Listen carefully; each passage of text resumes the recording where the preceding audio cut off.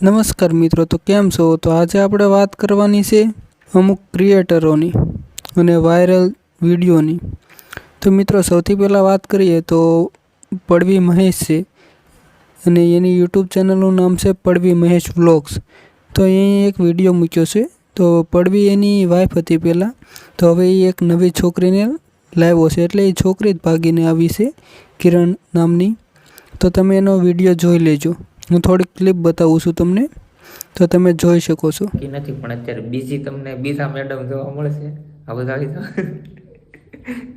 અત્યારે ભાઈ અમે આમ બહુ હેરાન છે. વ્લોગિંગ ચાલુ નતો કરવો, હાઈ કરી દે. અત્યારે અમે ફરાર છે બી, અમે ભાગીને આવ્યા છે. ભાગીને તો નથી આવ્યા, આ એની મરજીથી મારે ઘેર આવી છે ને. એ બધું તમને છે ને બધી ડિટેલ તમને ખબર પડી જાય. હું બધી છે ને વિડીયોમાં કહેવાનો છું કે હું અમારે યારે જોયું છે. આની યારે બહુ એટલે બહુ અઘરું જોયું છે. બધું તમને છે ને વ્લોગમાં જ ખબર પડશે. વ્લોગ કન્ટિન્યુ રહેજો ને. હવે વ્લોગમાં કન્ટિન્યુ મિત્રો બીજા અપડેટની વાત કરીએ તો છે માયલો નરેશવાલા. એના પર જીવલેણ હુમલો થયો છે અને એને ફસાવવા માટે કેવા કેવા પ્રયત્નો કરે તેવા વિડીયો અહીંયા મૂક્યો છે. તો હું થોડીક ક્લિપ તમને બતાવું, તમે આખો વિડીયો જઈને એની ચેનલ પર જોઈ આવજો.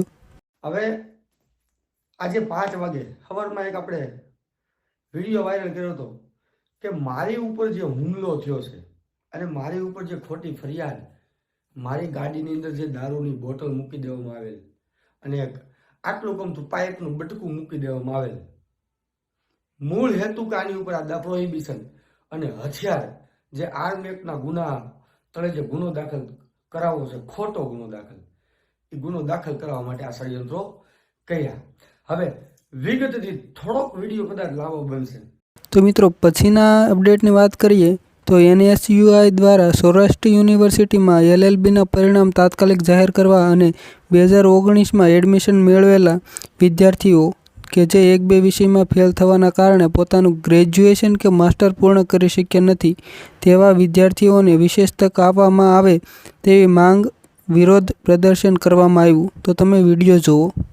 45 દિવસમાં રિઝલ્ટ નો આવ્યું. સાંભળો સાહેબ, આ 45 દિવસમાં રિઝલ્ટ નો આવ્યું ને આવી જ રીતના થશે. આ તમારું જો નહીં થાય સોની સાહેબ, તો આ તમને અમે ભલે તમે એગ્રેસિવ થાવ, અમને 10 ગણા એગ્રેસિવ થતા આવડે. પણ તમે સાહેબ જોશી જો આમાં ન થયું તો એટલું યાદ રાખજો કે યુનિવર્સિટીના ઇતિહાસમાં કોઈ દિવસ નહીં થયું હોય ને એવું આંદોલન NSUI કરશે. બરાબર છે સાહેબ?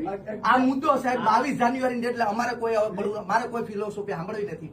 22 જાન્યુઆરી ડેડલાઇન આપી, રિઝલ્ટ આવી ગયા છે, ડન. લોન રિઝલ્ટ 22 જાન્યુઆરી આવી જશે.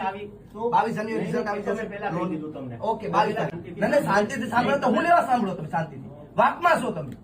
તમે કઈ નવી નવાઈમાં સાંભળતા નથી અમને. બરાબર છે? વિદ્યાર્થી હિતની વાત છે એટલે સાંભળો છો. હજારો વિદ્યાર્થીઓ છે સ્કોલરશીપ થી વંચિત રહ્યા છે. દેશો તમે ફી એની દેશો તમે ખાલી એટલું કે હજારો વિદ્યાર્થીઓ છે સાહેબ, સોની સાહેબ ફી દેશે યુનિવર્સિટી. બરાબર છે? 45 દિવસથી એક પણ દિવસો વધ્યો ને સાહેબ, તો અમે જે અમારા વિદ્યાર્થી માટે ગમે કરવું પડે તો અમે તૈયાર છીએ. બરાબર છે? અમારે કોઈ આગળ પાસે કે અમારે કોઈ ખોટા કામ કરાવવાના નથી. બરાબર છે? આ મેં ફાડ્યું છે તમારી સામે જ ફાડ્યું છે. આ સિસ્ટમ તમે પહોંચો ને ત્યારે આ સિસ્ટમ. મિત્રો પછીના અપડેટની વાત કરીએ તો સરદારમાં 12x12ના ઓટલા સાથે બાબા સાહેબની પૂર્ણ કદની પ્રતિમા ગાયબ થઈ. એને લઈને વચન ચાવડાએ કંઈક કહ્યું છે, તો તમે એનો વિડીયો જુઓ. કીધું તું ને કે સરદારના પ્રતિમા કાંડમાં કંઈક રંધાઈ રહ્યું છે. હવે મળતા સમાચાર અનુસાર આની અંદર મિનિમમ 8 નમૂનાઓ છે અને ખૂબ સારો એવો વહીવટ કર્યો છે. પણ તમને કહી દઉં, કાલની તારીખમાં તમારા એ બધા વહીવટ જે કાંઈ હોય એને એક બાજુ રાખી અને એ જે પ્રતિમા ત્યાંથી ઉઠમણા કરાવે છે ને, એ પ્રતિમા પાછી લઈ આવજો. નગર પરમ દિવસે સવારમાં હું પાછો આવું છું, ત્યાં તો પ્રતિમા લાગવાની જ છે. આજે ઓલો ગેટ બેટ તો ખુલી ગયું ને અને કામે ચાલુ છે, ત્યાં તો પ્રતિમા લાગવાની જ છે. પણ હું જૂની પ્રતિમા ગોતી લઈશ અને તમે જે વહીવટ કર્યો છે ને